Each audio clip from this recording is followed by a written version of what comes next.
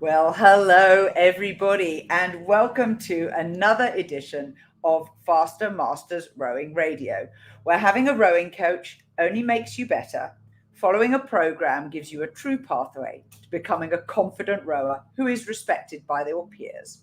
Become the athlete you want to row with. I'm Rebecca Caroe, and I am joined, as ever, by Marlene Royle. Hey, Marlene. Hi, Rebecca, and hello to our Faster Masters Rowing Radio audience. Say that 20 times fast. so, Now, I got some very interesting news this week from my mate Dan, who said, "Do you know you have just recorded your 300th episode?" So that's in total across the other podcast I do as well. wow, 300. that's a lot. It is a lot, isn't it? Wow, that's very cool. So I didn't know that. And I said, "How do you?" It's like, this is really, it's really dumb. It's like, it's your birthday. How did you know it was my birthday? I didn't know. And he just said, "I scrolled to the bottom of your feed in iTunes and it said it was 300." And so I Wow. did it, and it didn't tell me it was 300. So I've only got his word for it. Well, that's very cool. That definitely is something worth celebrating. Oh, it definitely is. And I will be raising a small glass to myself. And you should do the same to yourself next time you're, in the vicinity of where where you might be drinking something. It'll take a few minutes. No, I'm kidding. Exactly. A big thank you to all of our podcast supporters. We have sent you all a little Christmas holiday gift, and I think most of you have now received it. So that is in deep gratitude from us to you for supporting us. And if you would like to join the podcast supporters crowd, if you ever listen and you hear something and you think that was helpful, useful, I could do that, please consider joining us. Go to fastermastersrowing.com/podcast. And yep, hey from Casper, Wyoming. Nice to see you. And yeah, as one of our podcast listeners who donators who definitely received the gift, so that's pretty cool too. Now, this past week is the part of the show where we talk about the general work we're doing to advocate more widely for masters rowing. For myself, I have started a dialogue here in New Zealand as to whether or not we should change the date of the Masters Rowing Championships. Typically, they've been held in September, which is kind of the equivalent of doing it in March in the Northern Hemisphere. So we alternate between North Island and South Island. And when it's in the South Island, it's much colder. The weather is more unpredictable, and it can be pretty blooming miserable doing side-by-side racing. And it's much nicer doing it in the summer in the sunshine. Now, because of COVID this year, it got delayed a whole month and was combined with another regatta and run really successfully. And so I've asked each of the provincial rowing associations to canvass their member clubs. If you're a rower in New Zealand and you think that either May or October would be good alternatives, please speak to your club committee and get them to speak to your regional provincial rowing association. Because if we're going to make a change, it has to be done at the Rowing New Zealand annual general meeting. The Rowing New Zealand AGM only happens in April, and individuals and clubs have no voting rights. So it has to go on the ballot as a something to be voted on. Only the provincial rowing associations get a vote. So they have to know what you want. And more than that, I think they need a super majority. So I think you need 75% to vote for it. So we're going to have to work quite hard if we want to change the date. So with respect to everybody, and I know that there are some people who don't want to change it, please initially just let your provincial rowing association know via your own club secretary what you would like. Now, my beautiful photo this week is of a wonderful Santa crew. Look at them all with their red noses on, their reindeer ears. And I think Santa must have been, I don't think he could have been the coxswain. He doesn't look the smallest person there. But anyway, it's a very fun picture. What have you been up to this past week, Marlene? Well, today in the Rowing News magazine e-newsletter that came out, my article, which is called Self-Improvement 101, is the feature article. And I think this is a really good time of year to remind people about taking good care of themselves. So in the article, if you go to the Rowing News website, the article is there, but I think it's a really good article to remind people and ask yourself honestly, how well do you really take care of yourself? So, this we've got holiday time coming up, lots of things coming up, and this is often a time also for self-reflection. So there's some good tips in that article about things to consider. Definitely in favor of looking after yourself. Now, Marlene and I have done a lot of work in the background, which we are right now going to reveal to you. We are doing a global Masters Rowing survey. And what we would like to know from you is a little bit of background information about yourself, your own rowing practice, what sort of rowing you do, how frequently you row, whether you row with others, whether you get coaching, whether you're in a club. There's a wide range of questions because we're very keen to understand how your normal year versus a COVID year has affected your rowing. And then we would also like to see if there are differences, within and between countries as well. The rowing survey can be found at bit.ly, which is bit.ly/rowing survey. And we will publicize this on our social media channels. We will publicize it in our newsletter, the next one that comes out. And you have until the end of the first week in January to fill this out. And then we will publish the results. If you share your email address, we will send you the results as well. And if you're in charge of a email newsletter or a rowing magazine or a rowing blog or can't think of a rowing podcast, what else could we use, Marlene? Could you help us publicize it? Yeah, your club newsletter. If you have a club newsletter, please send out the link. Yeah, and I think it's going to be very interesting. There are going to be some really deep differences and deep similarities. And we if you're into this sort of thing, we structured the questions so that we hope we can divine some things like a pattern of learn to row and how old people are when they first started rowing, so we can infer how long you've been rowing and things like that. Because there are a few theses which Marlene and I will share with you when we've got the results. And when we've got a better idea of, how your rowing is going. So there are quite a lot of questions, but they're all bar two. They're all multiple choice. So they're super quick to do. You just have to, check the box that gives us your answer.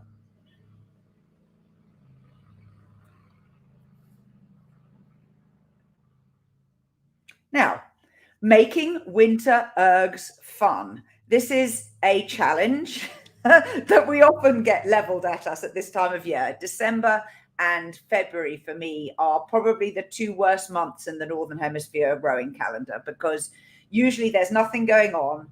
All you can see on the horizon is a large amount of training volume with no sort of race preparation fun and potential poor weather and, travel and being apart from your friends and, staying on track is hard. So, Marlene, kick us off. What are your top tips for making winter ergs fun? Well, I like to keep a lot of variety in the ergs. So I think one thing that can help you keep your mind on the erg and do really good quality work is building your erg work into a circuit. So, for example, if you have an indoor rower, and then maybe you have a spinning bike, and maybe you have a ski erg, use that as part of a circuit. You don't have to stay on the erg the entire time. You could get off the erg, alternate, but sometimes if you have, I like to call it an aerobic medley.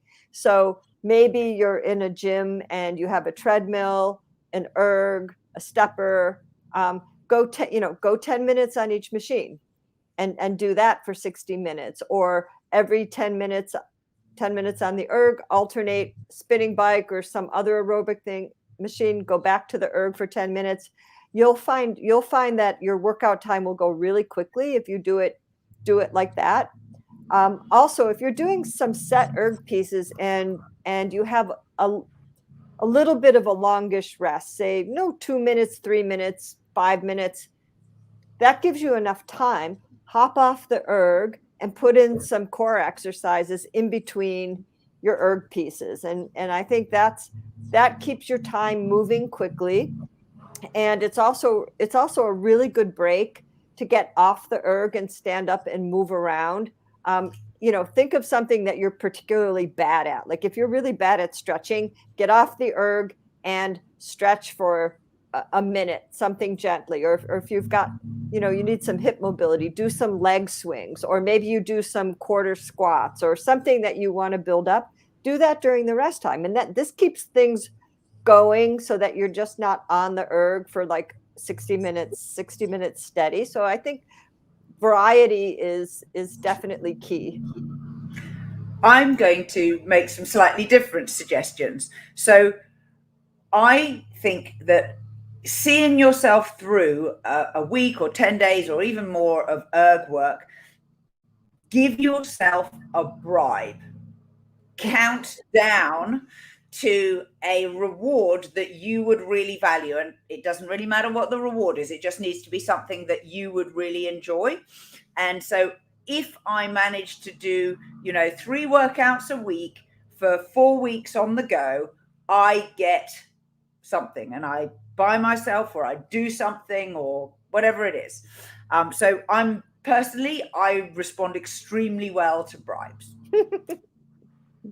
I have another one, which is music playlists. If music is something that you personally enjoy, and building a playlist can be a really fun activity to do, building a good playlist is difficult, or even just researching good playlists. There are erg playlists we found all over the web. Go find yourself some new playlists that might motivate you to help, keep good things in your ears while your body is doing the work on the erg. So I commend playlists as a second thing to look at. And the third one is something that I learned from a lightweight of my acquaintance. And he was actually training to try and get a personal best on the 2K erg test in order to get into a squad. And he knew what his target was. He knew how many seconds he had to take off his time, etc. And he had a decent period of time. So it was several months that he was working through. And he came up with a great strategy, which is he went to the gym and he looked around the changing room. And he said, in the changing room, they have coat hooks for you to, hang your clothes on. He said, I counted the coat hooks. There were 60 coat hooks. And I figured, he said, that every time I went to the gym, I would put my clothes on the next coat hook down the line. And so I knew that when I had got all the way around the room and down the middle and back to the beginning again, I would have done all the work necessary to improve my personal best and be ready to do that test. Now, that might be just a little bit crazy for some people, but hey, if you find it motivating seeing your progress, you can stand in the middle of the room and go, I've gone down half a line of coat hooks. Maybe that works for you. Oh yeah, make it visible. Definitely first, number one thing to establishing a good habit, make it easy, reduce friction, make it visible. It's just like if you have a bad habit, right? Make it difficult, make it hard to get to. But I think checking off those coat hooks or checking off the box is a really, really good approach, because you see progress. Your brain says, oh wow, look at one step closer and one step closer. So yeah, those little rewards are definitely big. I like to listen to podcasts when I'm on the erg, and that's one thing that I miss quite a bit during the summer when I'm on the water a lot, is I don't listen to as many podcasts. And believe me, there's a lot of them out there depending on what your interests are. So winter, I actually like getting on the erg because this is my podcast time when I listen to other people's stuff. And so So that's one thing I like. And, so I look forward to that, get some wireless headphones and, off you go. Yeah, absolutely. Now, we also talked about doing some alternative type exercises on a rowing machine, because rowing machines are not just for rowing on. And this might be something, if you just want to change it up and just have a bit of fun in the lead up to the Christmas holidays, or between Christmas and New Year, or while you're training on your own and you haven't got anyone alongside you. So I'd like to suggest that we could do some other types of exercise, e.g. sit-ups. Sit on the seat and lay back and then sit up. But you've got to hold the handle. So you could set the resistance up to 10, and you've got to be able to do sit-ups from laying back, perhaps not fully horizontally. Keep your feet in the shoes and do some sit-ups.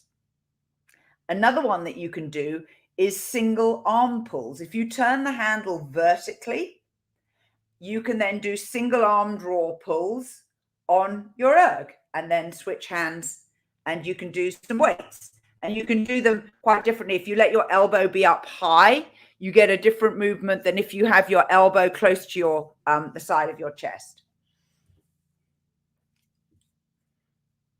Yeah, and I have a couple suggestions. Things you can do also.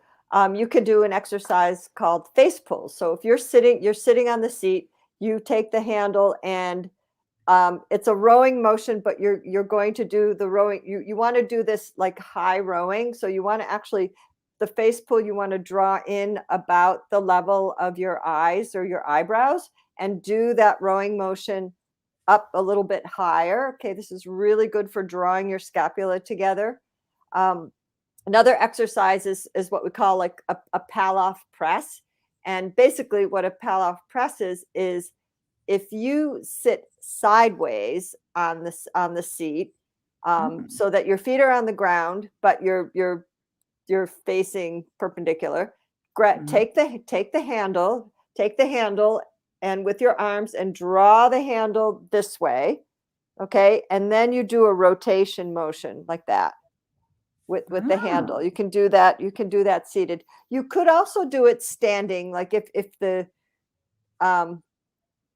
chain guard is tall enough that you could draw the handle. You could do this in standing also, hold the handle vertical, draw it in front of you, and then you want to do a rotation to one side and then turn around, face the other way, and do both sides. So this is particularly good for sweep rowers, to get some of that rotation motion in there as well. So those are two other exercises, and also some posture work.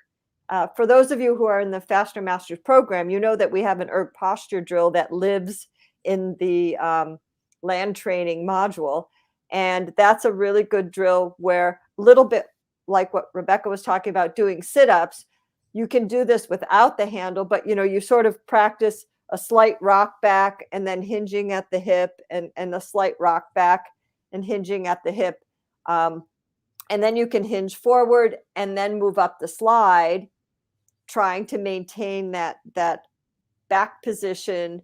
And that's one way that you can work on some mobility that way. If you tend to collapse your upper body, or your back tends to flex, you can by putting your hands up behind your neck, or you can do this behind your back. You can focus more on maintaining your posture and working on the hip hinge and holding that posture, moving up and down the slide. So those are just some kind of like a drill, but it's a good posture reminder. Another one, if you know what a beer crate is. So here in New Zealand, they still sell beer in wooden crates, or in the UK, milk crates. Put the front leg of the erg up on a crate and row uphill.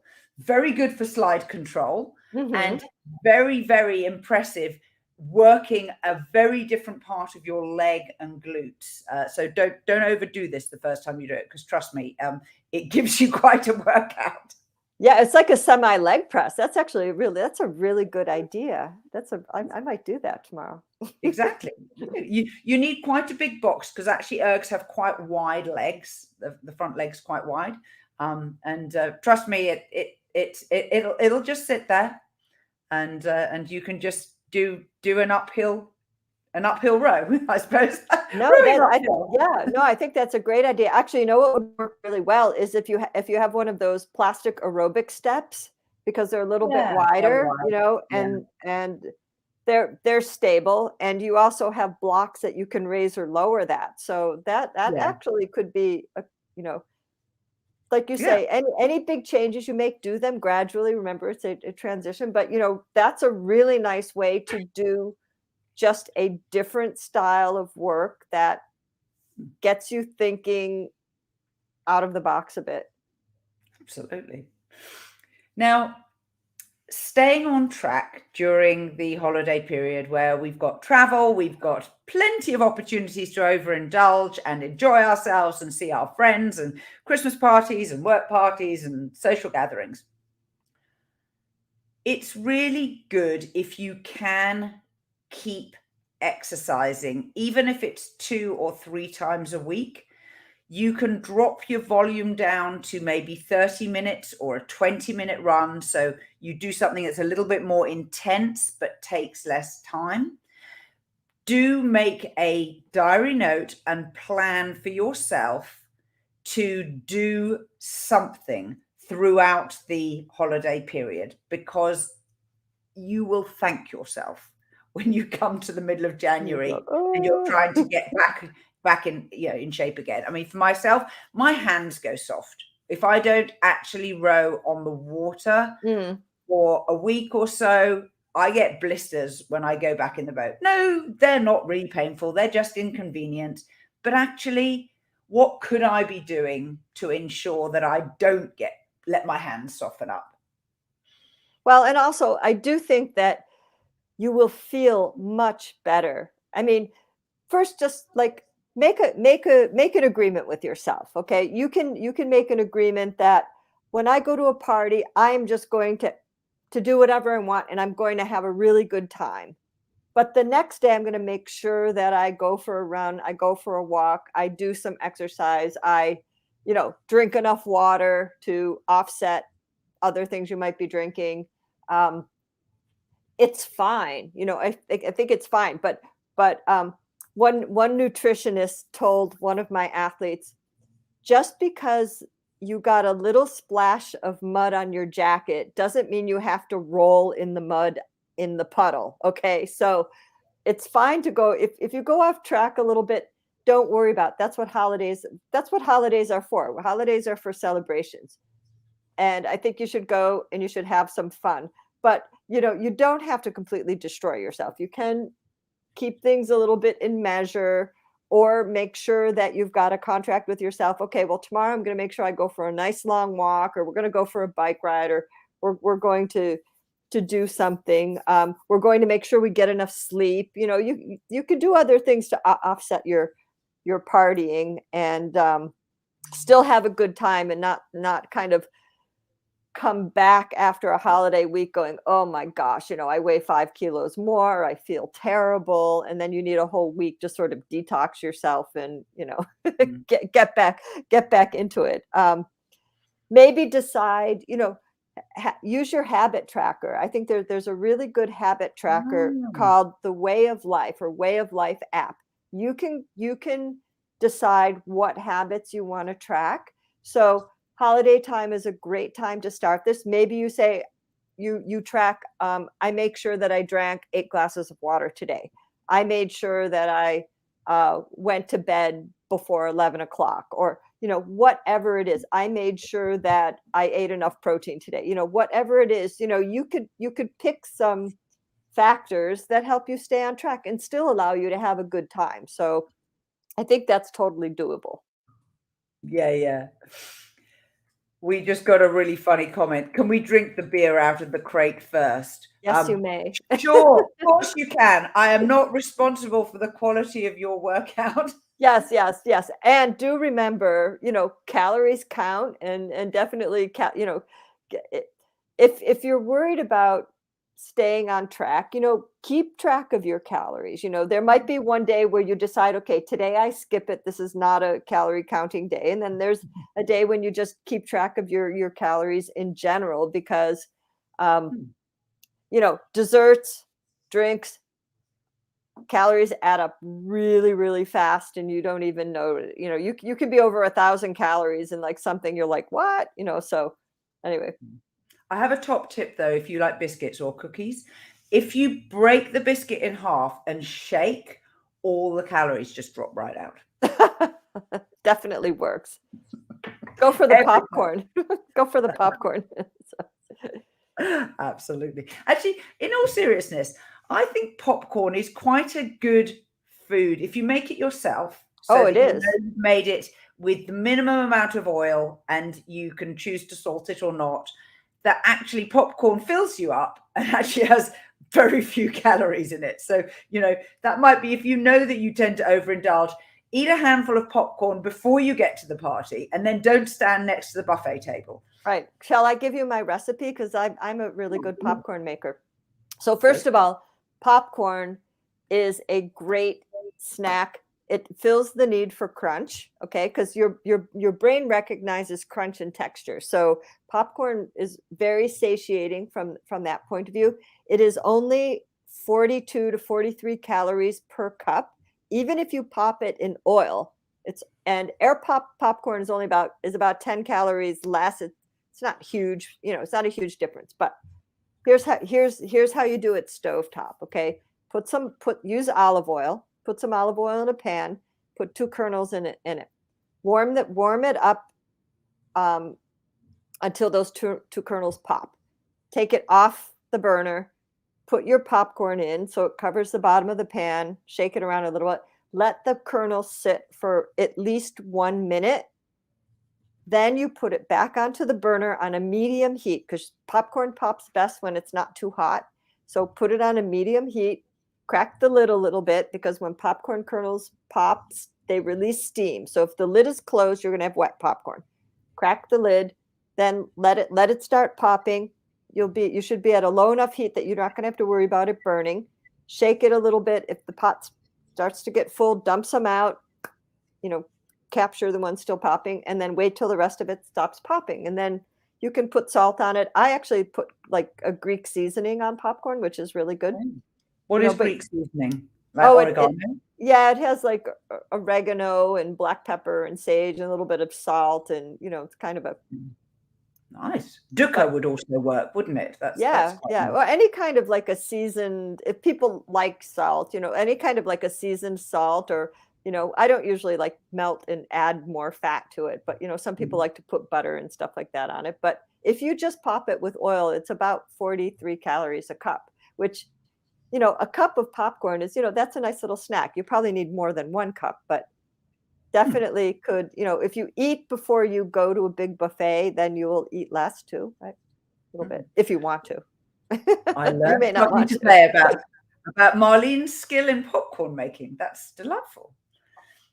I'm experimenting with a salt alternative at the moment, which is a powdered seaweed. That's often good though. But it is quite tasty, and I'm kind of just trying it out. It's quite nice on rice, and yeah, or with kale. They make it sometimes with kale. Yep. So just a little mini experiment that someone shared with me. So I thought, I'll give that a whirl, as you do. Probably also nice on popcorn. Yeah. Oh, I'm sure it would be. Anything like that is good.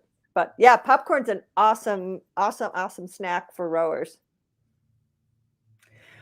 Well, I think that's all that we've got time for today. Quick reminder of the rowing survey. So it's bit.ly/rowing survey as one word.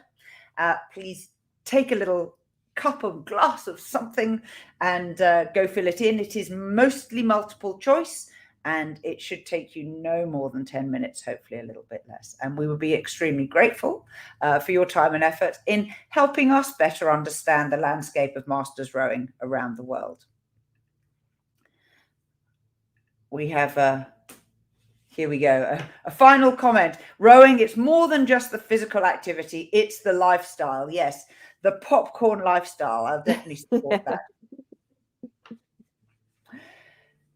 So Marlene and I are going to do one more podcast episode before Christmas. So we'll be on the Thursday before Christmas. Then we're going to take a break, and we will rejoin you after the New Year's Eve holiday. So In the meantime, we look forward to seeing you next week. We've got another few little fun things up our sleeves to run through with you. This has been Faster Masters Rowing Radio, the show dedicated to masters athletes who want fun, fitness, and confidence in their rowing. You can become a student of the sport by buying a Faster Masters Rowing program subscription today at fastermastersrowing.com/join.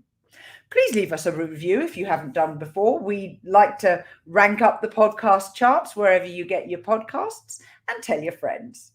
Till next time.